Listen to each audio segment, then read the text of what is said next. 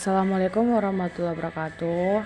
Di sini saya akan menjawab soal UTS, yaitu Apa sih itu Islam dan bagaimana cara kamu memahami Islam dan bagaimana cara kamu memahamkan Islam kepada orang lain?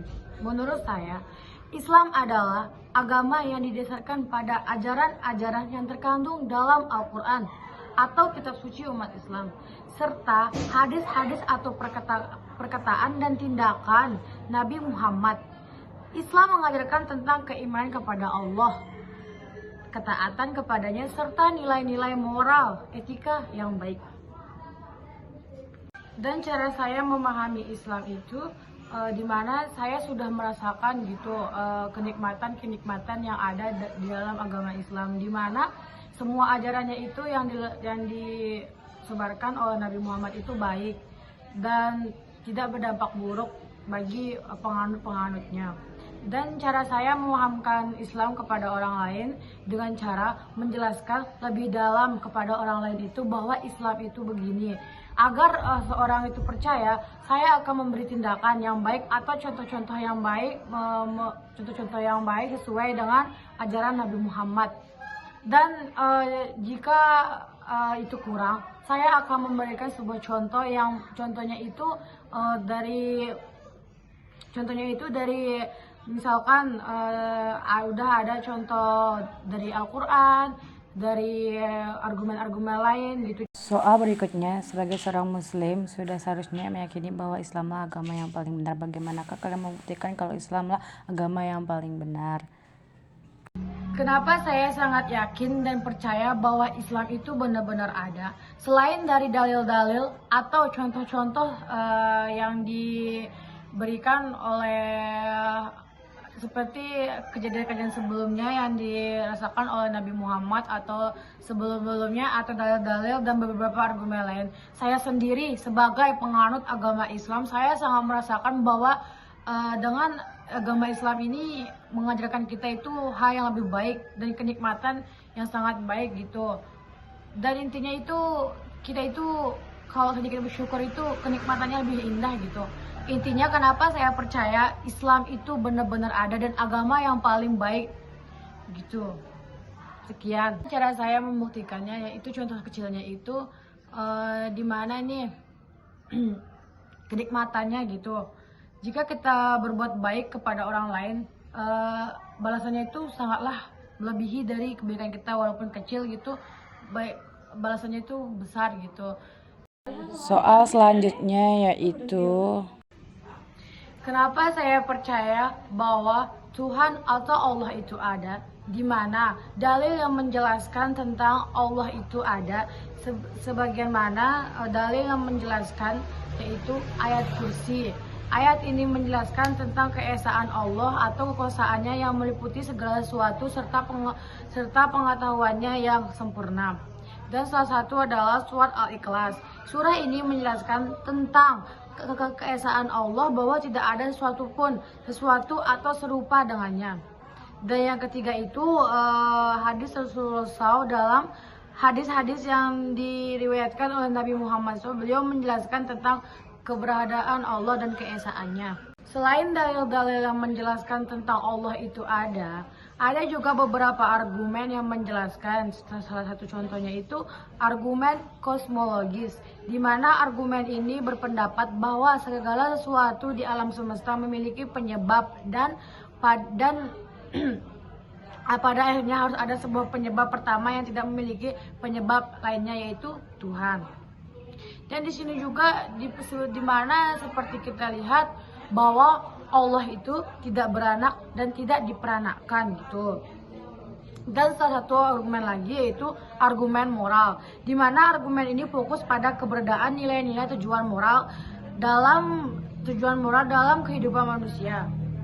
Jadi beberapa argumen tersebut sudah meyakinkan kita itu bahwa Allah itu benar-benar ada gitu. Selain dari dalil, argumen ada, dan dari bukti-bukti yang ada juga gitu. soal selanjutnya adalah Kenapa manusia disebut sebagai makhluk sebaik-baiknya dari makhluk-makhluk lain? Ya, saya akan menjawab soal itu. di mana manusia itu memiliki akal dan kecerdasan, di mana manusia diberikan akal dan kecerdasan yang sangat lebih tinggi dibandingkan makhluk lain gitu. Jadi kita bisa membedakan mana yang baik dan mana yang buruk. Sebab itu kenapa Allah menyebut manusia adalah sebaik-baiknya makhluk dari makhluk yang lainnya gitu. Selain itu juga potensi spiritual. Allah memberikan manusia potensi spiritual yang memungkinkan mereka berhubungan dengannya.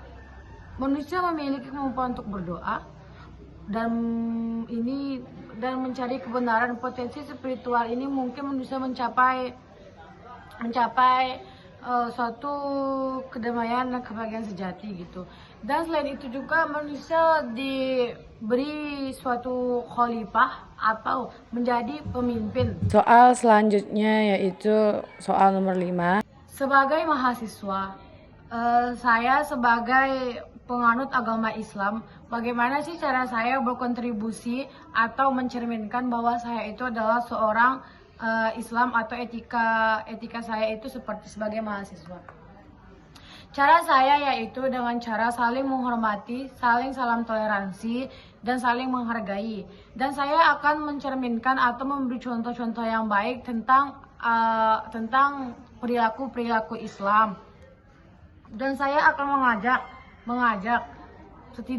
mengajak berperilaku yang baik seperti ajaran-ajaran yang diajarkan dalam Islam.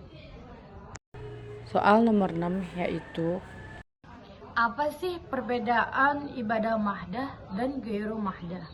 Baik, di sini saya akan menjelaskan apa sih perbedaannya. Yang pertama itu ibadah mahdah. Di mana ibadah mahdah ini adalah ibadah yang memiliki tuntunan atau petunjuk yang jelas dari Allah dan Rasulnya. Contoh, ibadah mahdah termasuk sholat, puasa, zakat, haji, dan lain-lain. Ibadah-ibadah ini telah menjelaskan secara rinci dalam Al-Quran dan hadis serta memiliki aturan tata tertib yang tetap. Sedangkan ibadah ghairu mahdah adalah ibadah yang tidak memiliki petunjuk atau tuntunan yang jelas. Di mana ghairu mahdah ini di dalam Al-Quran dan hadis gitu tidak ditetapkan gitu. Contohnya ibadah ghairu mahdah termasuk zikir tertentu, ritual lokal atau praktik spiritual yang tidak didasarkan pada ajaran agama yang diakui secara umum. Gitu.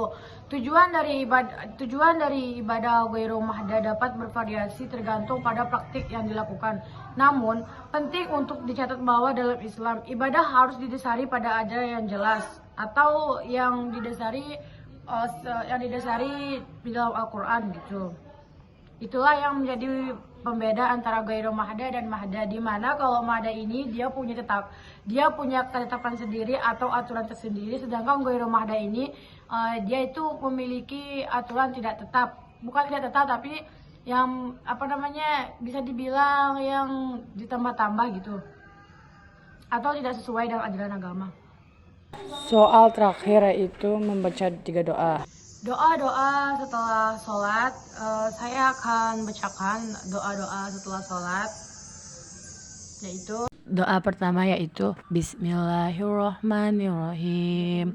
Astaghfirullahalazim allazi la ilaha illallah wal hayyul qayyum wa atubu ilaih. Doa kedua yaitu Bismillahirrahmanirrahim. La ilaha illallah wahdahu la syarikalah, lahul mulku wa lahul hamdu yuhyi wa yumitu wa huwa ala kulli syai'in qadir. Dan doa ketiga yaitu Rabbi ghafirli wa liwalidayya warhamhuma kama rabbayani shaghira. Amin. baik, sekian dari saya. Selebihnya saya mohon maaf jika ada perkataan atau kata-kata yang tidak sesuai. Saya mohon maaf. Sekian dari saya. Assalamualaikum warahmatullahi wabarakatuh. Bye-bye.